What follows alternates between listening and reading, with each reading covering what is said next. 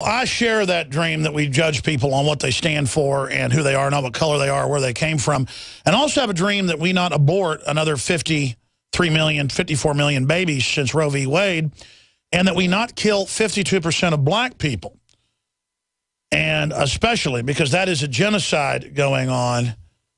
For every black person that is aborted, you've only got half as many white or Hispanic. Blacks are being targeted, and Dr. Alveda C. King joins us. She's got a new book coming out, King's Rules. She's going to come back on with us for a longer interview in late June to get into her book that I look forward to reading. But in the 10 minutes we've got, thank you so much for coming on with us, Doctor. I'm so grateful to join you and your listening audience. It's just a blessing. Well, you've got 10 minutes. Let's get into the black genocide that's going on with abortion and, where Dr. King would have stood on that and where all this is going and how we hopefully awaken America. Well, we know here in the 21st century, it's been on for a long time, but it was more of a secret in the 20th century and the 19th century. During the time of slavery, when slavery was abolished in America, there became a big question of what to do with the former slaves, because we as a people had been oppressed, not allowed to read, not to be well educated, and we were free labor for America. And so the abolitionists, after President Lincoln signed the Emancipation, the abolitionists would say that these are human beings and they should be treated fairly.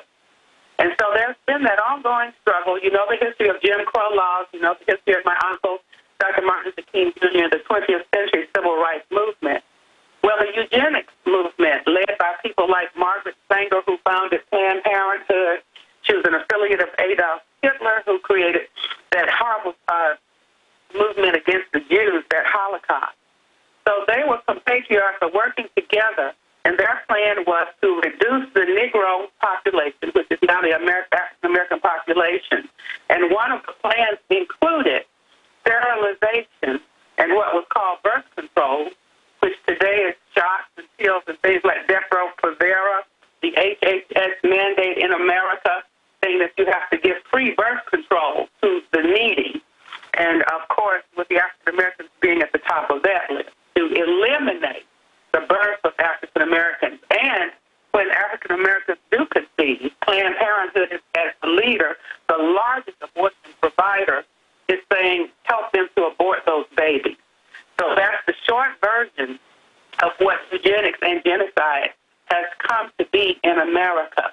I work for Priests for Life as Director of African-American Outreach, and it is my mission to educate Americans and really people around the globe that eugenics and genocide still exist in America in the 21st century.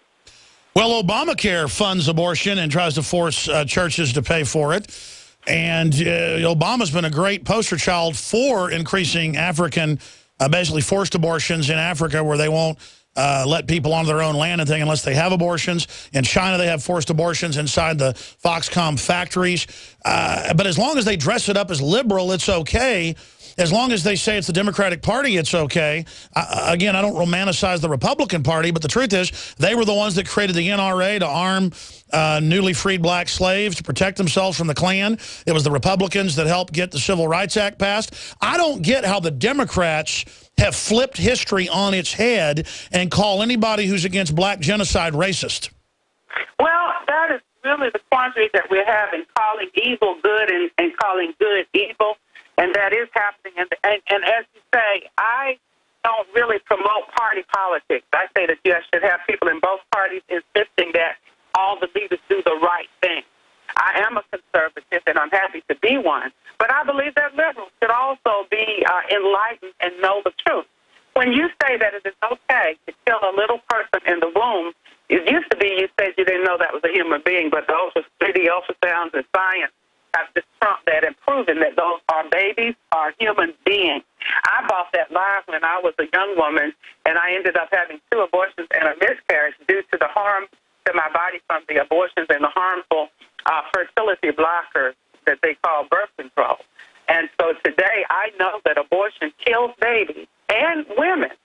We've got Lakeisha Reeves, Lakeisha Wilson, Tanya Reeves, many African-American women who've been killed by abortion, Jennifer Morabelli, a Caucasian lady. There's a long list, a growing list of women who've been killed by abortion, slaughtered in abortion mills, and millions of babies have been killed. About one-third of those babies, even though African Americans make up about 13% of the population, but we are tricked into having about one-third of those abortions. And then the politicians want to say this is women's rights and reproductive rights, and there's a war on women that is trying to keep women from exercising our reproductive rights. No, there is a war on women.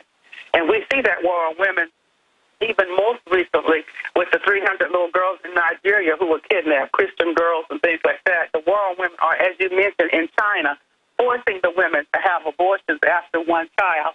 But we see that here on the war of our women, on the wombs of our women, with these women being slaughtered in the abortion mills. And Obamacare insisted that we give to women free birth control or access to birth control through our insurance policies. That birth control that is linked to breast cancer, cervical cancer, depression, high blood pressure, stroke, all of the chemical procedures that are either surgical or oral or shot, that birth control that you're insisting is not health care, it's death care.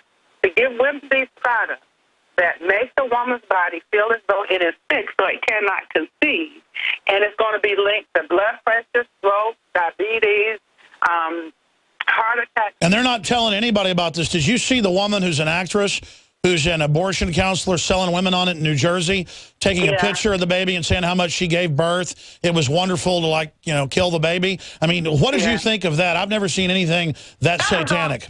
That was on YouTube, and see what she did not do. She did not show her abortion. She showed a picture of her. She may not have really been having an abortion either. See, that could have been doctored. But she's showing, oh, this is pleasant, this is fine. Now I know I can at least get pregnant. They didn't show the baby being torn up, ripped up, torn apart, killed. They didn't admit that many times that once the babies are aborted, they ship the remains of the babies to be burned as energy, the energy plant. There's so much that's not being told to us, and it is satanic. There are many actresses, though, who have come forth and said that they really did regret their abortions. We have, was it Australia? Is an actress somewhere recently that committed suicide because she could not get over her abortion. Oh, it's incredible. Dr. Elvita C. King is our guest. She's a pastoral associate of Priests for Life, director, African-American Outreach, priestforlife.org, an excellent site. She's got a new book coming out in just about 2-3 weeks, King's Rules, that I hope to read and maybe even carry on our online store and get her back on. In the 3 or 4 minutes we've got left with you, I know, at least from what I've read, that MLK, again, I'm not saying Republicans are great, but he was more Republican than Democrat from what I knew. He was pro-life from what I knew. But then when I watch CNN or MSNBC, they use his image to act like he would be for socialism and abortion. Being his niece, being very close in the family, can you say what you believe Martin Luther King would be saying today if MLK Jr. was alive? Well, in my book, it's King Rules, K-I-N-G.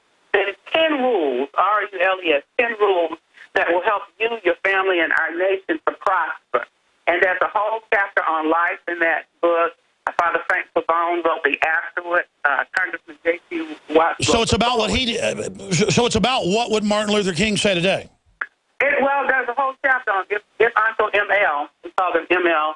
Uncle M.L. could tweet. There's a whole chapter on tweets, 140 characters of things that he would say if he were here today. Absolutely. Now, he was not a Republican. He was not a Democrat. His dad was a Republican, and today I'm a Republican. But Martin Luther King Jr., in his own words, said, I don't need to join either party because I might need to speak to people in those parties.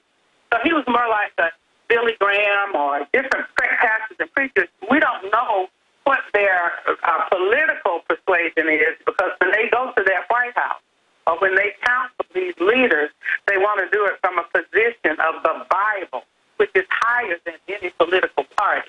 So Martin Luther King Jr., in his own words, was an independent. Yes. He wrote that himself. Yeah. Well, listen, in the time we've got left, tell us about the new book, when it's coming out, and just your take on Obama I mean, I think of him as the opposite of Martin Luther King. The way MSNBC and Al Sharpton try to invoke racial division because they're busy stealing all of our futures, Obamacare, raising taxes on poor people. What's your take on Obama?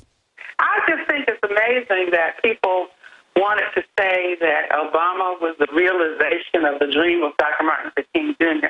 Dr. Martin Luther King Jr. wanted a preacher of the gospel of Jesus Christ. President Obama has actually said that America is no longer a Christian nation. And I know that my uncle would be very upset to hear that. My uncle was a man of God, and he loved the Lord, and he was a preacher